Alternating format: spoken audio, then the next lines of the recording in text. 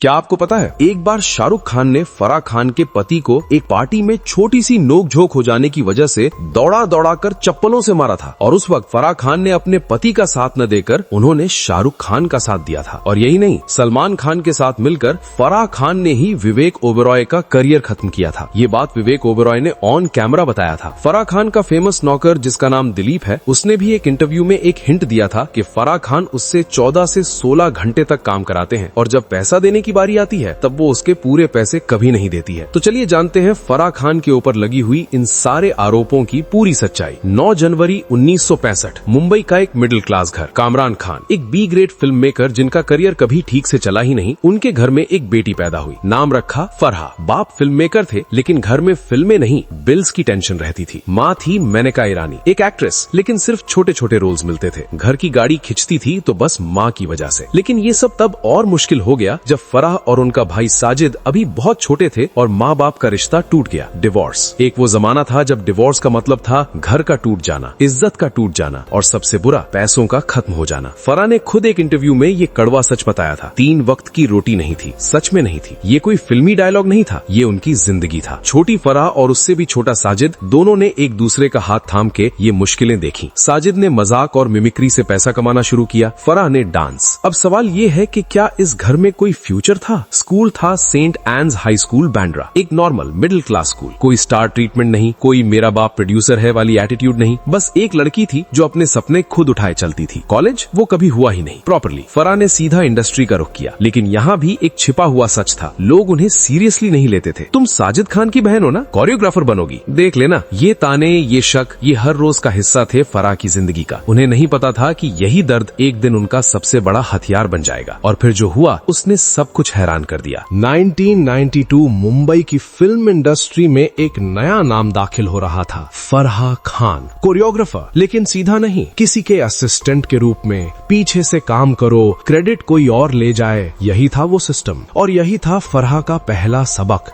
बॉलीवुड में टैलेंट से ज्यादा कनेक्शंस काम आते हैं। पहला बड़ा ब्रेक मिला, जो जीता वही सिकंदर से, 1992। लेकिन अगर आप सोचते हैं कि ये ब्रेक किसी ने खींच के दिया था उन्हें, तो रुको। इंडस्ट्री इनसाइडर्स का कहना है कि ये काम भी एक लंबी मेहनत और कई सिलसिलेवार सिफारिशों के बाद मिला था। अकेले टैलेंट से कोई दिया नहीं। और यहीं से शुरू होता है असली कहानी। फराह एक के बाद एक कोरियोग्राफर का काम करने लगी। महेश भट्ट के साथ काम किया, सुभाष घाई के साथ काम किया, यश चोपड़ा के दिल तो पागल है में काम किया, जो 1997 की एक बड़ी हिट थी। लेकिन कोरियोग्राफर्स के साथ इंडस्ट्री का रवैया हमेशा से ऐसा रहा है, काम ले लो, पैसे दो, क्रेडिट मत दो। रिपोर्ट्स के मुताबिक कई फिल्म्स में फराह का काम सबने देखा, तारीफ सबने की, लेकिन पोस्टर्स पर नाम किसी और का था। क्या ये बदला था या ये तो सिर्फ शुरुआत थी? और फिर एक शख्स आया उनकी जिंदगी में, शाहरुख खान।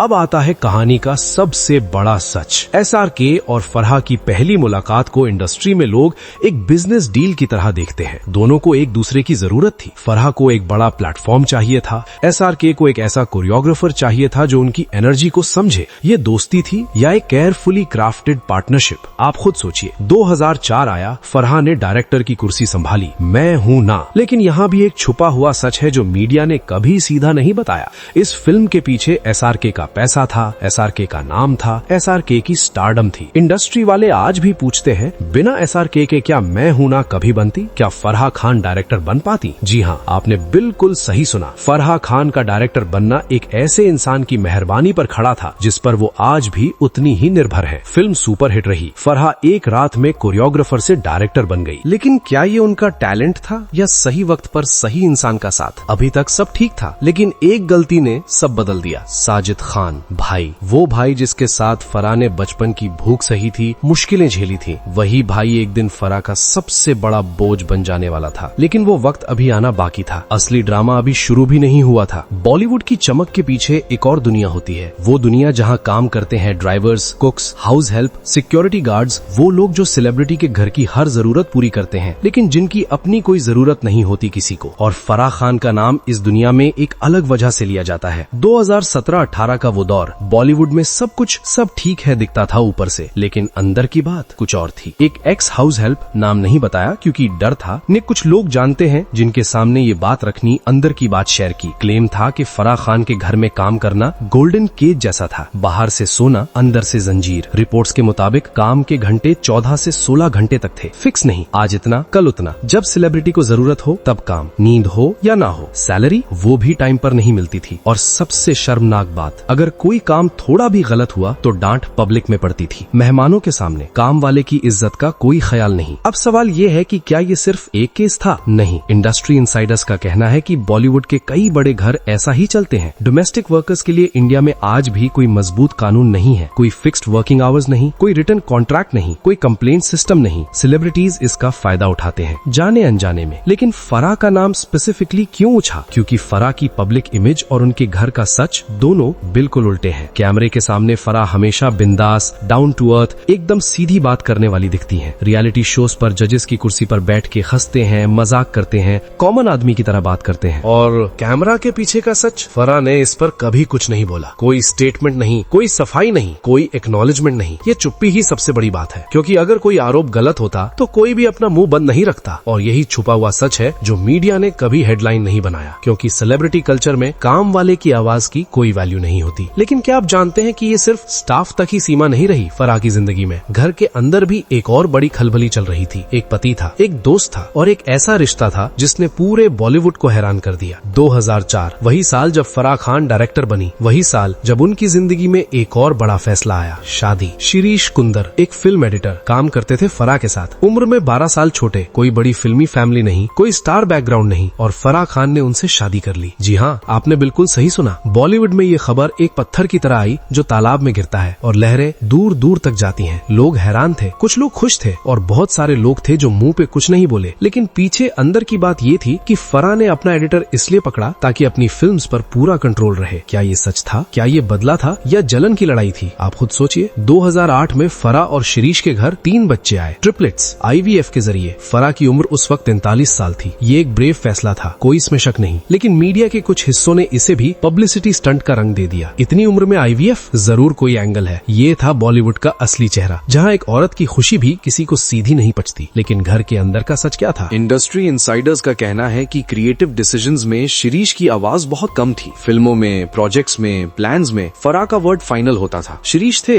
लेकिन थे कहाँ? और फिर आया 2012, शिरीष की फिल्म जोकर, एक ऐसी फिल्म जिसने बॉक्स ऑफिस पर वो किया जो बुरा सपना भी नहीं दिखाता। कंप्लीट डिजास्टर, करोड़ों का नुकसान। क्रिटिक्स ने ऐसा लिखा जैसे कोई पोस्टमार्टम कर रहे हो। रिपोर्ट्स के मुताबिक फिल्म का बजट 55 करोड़ के आसपास था और कलेक्शंस इतने कम थे कि बात करना भी शर्मनाक था। फराह का पैसा, फराह की मेहनत, फराह की रेपुटेशन, सब एक झटके में। और यहीं से घर की अंदर की खलबली बाहर आने लगी। लेकिन असली प्रॉब्लम अभी शुरू भी नहीं हुई थी। दिसंबर 2012, साजिद खान की एक पार्टी, मुंबई। शाहरुख खान वहाँ थे, शिरीष कुंडर भी वहाँ थे। कुछ दिन पहले शिरीष ने ट्विटर पर SRK के बारे में कुछ ऐसा लिखा था जो SRK को पसंद नहीं आया। सीधा अटैक नहीं, लेकिन तीर निशाने पर था। पार्टी में दोनों मर्द आमने सामने आए और जो हुआ उसने सबको सोच में डाल दिया। हाथापाई तक नौबत आई बॉलीवुड की एक पार्टी में, कैमरास के पास। और फराह खान अपने पति के साथ खड़ी हुई? नहीं, फराह ने शाहरुख खान का साथ दिया, पब्लिकली, सीधा, बिना किसी लाग लपेट के। उन्होंने कहा शिरीष गलत था, एक पत्नी अपने पति के खिलाफ अपने दोस्त के लिए। ये एक फैसला जिसने जिंदगी हमेशा के लिए बदल दी। बॉलीवुड में भी लोग हैरान थे, आम घर में भी लोग सोचने लगे अगर घर की औरत ही साथ ना दे तो रिश्ते में बचा क्या? और तब से एक सवाल इंडस्ट्री में घूमता रहता है, क्या फराह और शिरीष की शादी सच में चल रही है या ये सिर्फ एक अरेंजमेंट है, बच्चों के लिए, इमेज के लिए, कन्वीनियंस के लिए? जवाब किसी के पास नहीं है। ये शायद है, लेकिन कोई बोलना नहीं चाहता। दोस्त, अगर आप वीडियो के इस हिस्से तक आ ही गए हैं तो वीडियो को लाइक करके चैनल सब्सक्राइब जरूर कर दीजिएगा। बॉलीवुड में कुछ रिश्ते होते हैं जो समझ नहीं आते, ना प्योर दोस्ती, ना प्योर बिजनेस, ना सिर्फ काम, ना सिर्फ याराना। फराह खान और शाहरुख खान का रिश्ता कुछ ऐसा ही है। 30 साल, 3 डेकेड्स, इतना लंबा साथ कि लोग भूल जाते हैं ये दोनों अलग भी हैं एक दूसरे से। 1990 में पहली मुलाकात, तब SRK एक उभरता हुआ स्टार था, फराह एक स्ट्रगलिंग कोरियोग्राफर। दोनों को एक दूसरे की जरूरत थी और यही जरूरत धीरे धीरे दोस्ती का रूप ले लेती है बॉलीवुड में। और यहीं से शुरू होता है असली ड्रामा, मैं हूं ना। 2004, फराह की पहली डायरेक्शन, SRK लीड में। SRK का पैसा, SRK का नाम, हिट रही। ओम शांति ओम 2007, फिर SRK, फिर ब्लॉकबस्टर हैप्पी न्यू ईयर 2014, फिर SRK, एवरेज रिटर्न्स, लेकिन फिल्म बनी। अब जरा ये भी देखो फराह ने बिना SRK के क्या बनाया। 30 मार खान 2010, अक्षय कुमार के साथ, डिजास्टर। शिरीन फरहाद की तो निकल पड़ी 2012, एवरेज। ये पैटर्न इतना साफ है कि आंखें बंद करके भी दिख जाए। इंडस्ट्री इनसाइडर्स का कहना है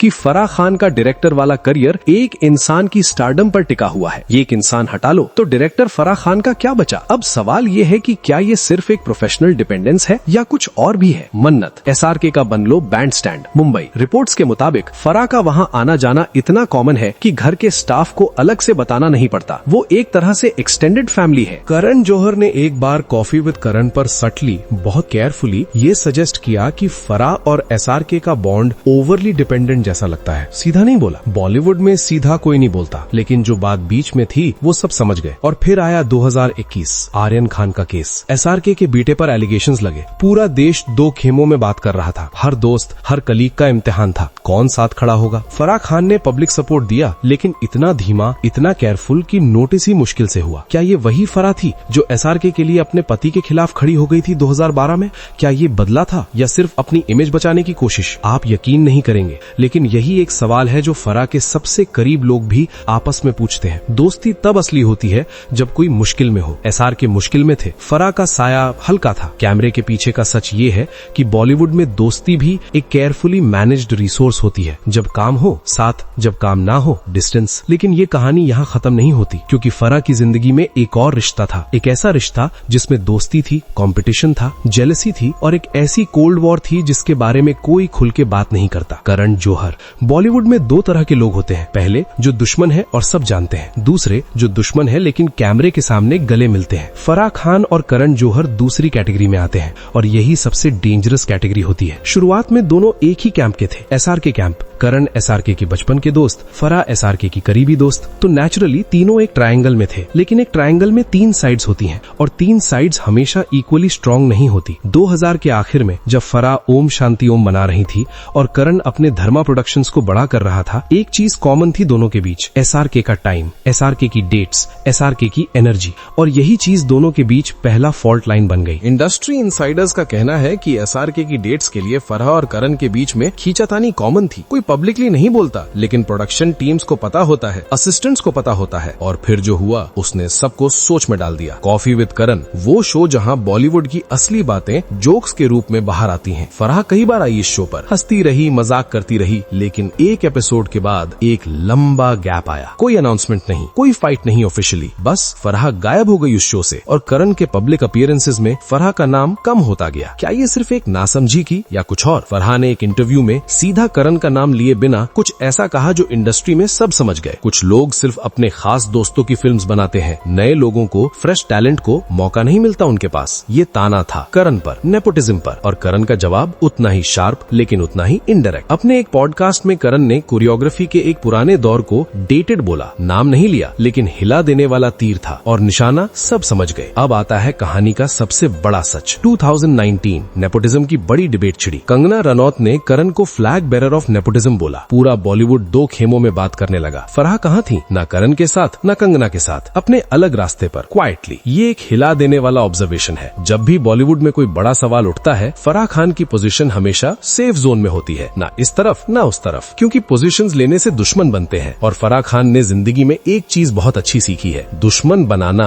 एक लग्जरी है जो वो अफोर्ड नहीं कर सकती। लेकिन ये चुप्पी, ये सेफ जोन, क्या ये समझदारी है या ये डर है? असली चेहरा कब दिखेगा फराह खान का? अभी तक सब ठीक था, लेकिन एक भाई था, एक स्कैंडल था और एक ऐसी रात थी जिसने फराह खान की जिंदगी को हमेशा के लिए एक सवाल बना दिया। बॉलीवुड में एक अनलिखा नियम है, बड़ों से मत उलझो, अपने से ऊपर वाले को मत छेड़ो, और अगर किसी से दुश्मनी हो तो मुस्कुराओ, हाथ मिलाओ और पीछे से काम करो। फराह खान ने ये नियम कभी पूरी तरह नहीं माना और इसलिए उनकी जिंदगी में पब्लिक ड्रामा की कोई कमी नहीं रही। और यहीं से शुरू होता है असली ड्रामा। अनुपम खेर, लाइव झगड़ा, एक पैनल शो, कैमरा चल रहा है, दोनों इंडस्ट्री के बड़े नाम, और फिर लाइव एयर पर दोनों के बीच ऐसी बहस शुरू हुई जो प्रोफेशनल डिसएग्रीमेंट से निकल के पर्सनल अटैक तक पहुंच गई। अनुपम खेर जो हमेशा अपनी सीधी बात के लिए जाने जाते हैं, और फराह खान जो कभी भी पीछे नहीं हटी। रिपोर्ट्स के मुताबिक दोनों ने एक दूसरे को ऐसा सुना दिया कि सेट पर माहौल बिल्कुल खराब हो गया। कैमरा के पीछे का सच ये था कि ये सिर्फ एक डिबेट नहीं थी, ये सालों की छिपी हुई तनावश थी जो एक बार बाहर आ गई। और फिर जो हुआ उसने सबको सोच में डाल दिया। विवेक ओबेरॉय, ब्लैकलिस्ट का इल्जाम, ये तो और भी चौंकाने वाला है। विवेक एक वक्त का प्रॉमिसिंग एक्टर, फिर करियर धीरे धीरे खत्म होने लगा। विवेक ने खुद पब्लिक में ये बात कही कि फराह खान उन्हें इंडस्ट्री में ब्लैकलिस्ट करवाने में इन्वॉल्व थी। सीधा इल्जाम, नाम लेकर। फराह ने ऑफिशियली कुछ खास नहीं बोला इस पर, लेकिन सवाल ये है, एक कोरियोग्राफर डायरेक्टर के पास इतनी पावर होती है कि कि किसी का करियर खत्म कर सके? इंडस्ट्री इनसाइडर्स का कहना है हाँ, अगर आप सही लोग जानते हो, सही जगह फोन करो तो काम बंद हो सकता है किसी का। क्या ये बदला था या जलन की लड़ाई? आप खुद सोचिए। मलाइका अरोरा, कोरियोग्राफी की दुश्मनी। दोनों एक ही दुनिया से आती हैं। दोनों ने बॉलीवुड को अपने डांस से आइडेंटिटी दी, लेकिन दोनों कभी एक प्लेटफॉर्म पर नहीं आई एक साथ खुशी से। फराह ने एक इंटरव्यू में आइटम नंबर कल्चर के बारे में बात की, सीधा नाम नहीं लिया, लेकिन सिर्फ बॉडी दिखाना डांस नहीं होता। ये लाइन किसके लिए थी इंडस्ट्री समझ गई। मलाइका की तरफ से खामोशी, लेकिन खामोशी भी एक जवाब होती है। शिरीष की फ्लॉप और फराह का नुकसान। जोकर 2012, शिरीष कुंदर की फिल्म,